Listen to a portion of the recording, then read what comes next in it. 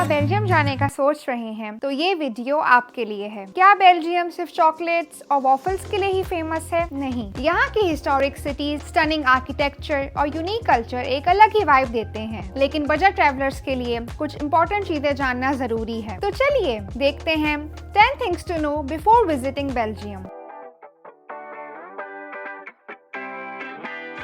सबसे पहले बेल्जियम की एक यूनिक बात समझना बहुत जरूरी है। ये दो मेन रीजन्स में डिवाइडेड है, फ्लैंडर्स नॉर्थ में और वालोनिया साउथ में, दोनों अपनी अलग लैंग्वेज के साथ। फ्लैंडर्स में लोग फ्लेमिश बोलते हैं जो डच का लोकल वर्जन है, और वालोनिया में फ्रेंच बोला जाता है। अगर आप बेल्जियम के ईस्ट में जाते हैं वहाँ लोग जर्मन बोलते हैं। तो ऑफिशियल लैंग्वेजेस हैं फ्लेमिश, फ्रेंच और जर्मन। ब्रसेल्स थोड़ा डिफरेंट है क्योंकि यहाँ फ्रेंच, जर्मन और फ्लेमिश तीनों लैंग्वेजेस बोली जाती हैं। लेकिन ये जानना क्यों जरूरी है? क्योंकि आपको अपने विजिट के हिसाब से लैंग्वेजेस का पता होना चाहिए ताकि आप यहाँ के लोकल ग्रीटिंग्स जैसे हेलो और थैंक यू सही तरह से बोल सकें। पर डोंट वरी, इंग्लिश भी वाइडली स्पोकन है। बेल्जियम में जगहों के नाम फ्रेंच, फ्लेमिश और जर्मन तीनों लैंग्वेजेस में अलग हो सकते हैं, जो कभी आपको कंफ्यूज कर सकता है, स्पेशली जब आप ट्रेन या बस स्टेशन पे होते हैं। जैसे एंटवर्प को हम इंग्लिश में एंटवर्प कहते हैं, लेकिन फ्लेमिश में वो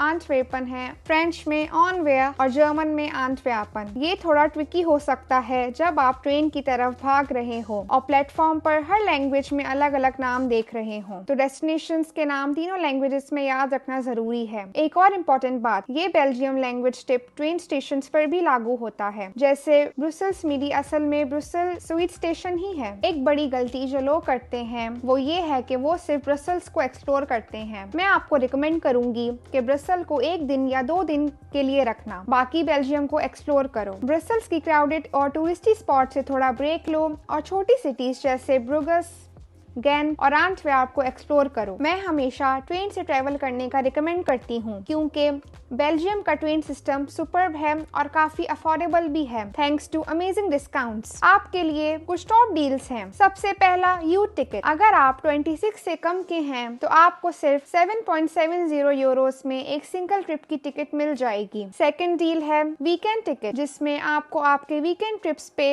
50% ऑफ मिलता है अगर आप फ्राइडे के बाद और संडे से पहले रिटर्न करते हैं। लास्ट डील है डिस्कवरी टिकट्स, जिसमें आपको 50% ऑफ मिलता है ऑन रिटर्न टिकट्स अगर आप अट्रैक्शन या फेस्टिवल विजिट कर रहे हैं। बेल्जियम को विजिट करने का बेस्ट टाइम है शोल्डर या ऑफ सीजन। सिटीज हमेशा एंजॉय करने के लिए परफेक्ट होती हैं और कम भीड़ में ट्रिप का मजा ही कुछ और होता है। समर्स में बहुत टूरिस्ट होते हैं तो जुलाई से अगस्त अवॉइड करना बेस्ट है। और हाँ, चॉकलेट भी जल्दी पिघलेगी नहीं। क्या आपको पता है बेल्जियम में कुछ ऐसे यूनिक फेस्टिवल्स होते हैं जो कहीं और नहीं मिलेंगे? अगर आप कंफ्यूज हो के बेल्जियम कब जाना है तो फेस्टिवल्स को जरूर चेक करना। मेलमेडी में जायंट ऑमलेट डे होता है जहां 10,000 अंडे से ऑमलेट बनता है और सबको मिलता है। सेंट निकलास पीस फेस्टिवल, जिसमें हर सितंबर में बैलून शेप्स के साथ एक अमेजिंग डिस्प्ले होती है। और ब्रुसेल्स फ्लावर कारपेट, जो हर 2 साल में होता है और ग्रैंड प्लेस को एक स्टनिंग फ्लावर कारपेट से कवर कर देते हैं जो बहुत मैजिकल लगता है। बेल्जियम में पब्लिक टॉयलेट्स काफी रेयर हैं और जब मिलते हैं तो 50 सेंट से 1 यूरो का छोटा चार्ज होता है। तो कुछ कॉइन जरूर रखना, वरना आपको खड़े होके सोचना पड़ेगा, यार मैं अब कॉइन कहाँ से लाऊं?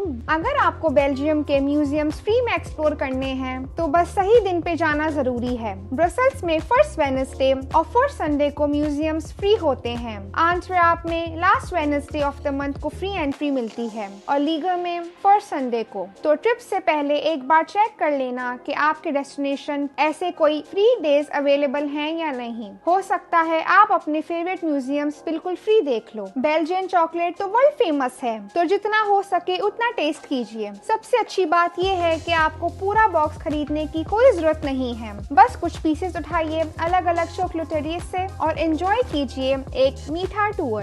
एक और बात, हर सिटी में अपनी यूनिक चॉकलेट होती है, जैसे एंटवर्प की चॉकलेट डायमंड्स और chocolate hence. Last but not the least, tipping culture in Belgium. Belgium में टिपिंग का कल्चर अलग है। रेस्टोरेंट्स में सर्विस चार्ज इंक्लूडेड होता है, तो एक्स्ट्रा टिप देना जरूरी नहीं है। अगर आपको ये वीडियो पसंद आई तो लाइक और शेयर करना मत भूलना। कमेंट्स में बताएं कि आप बेल्जियम के किस सिटी को सबसे पहले एक्सप्लोर करना चाहेंगे। Budget friendly travel hacks, honest recommendations और फन गाइड्स के लिए चैनल को सब्सक्राइब कर लें।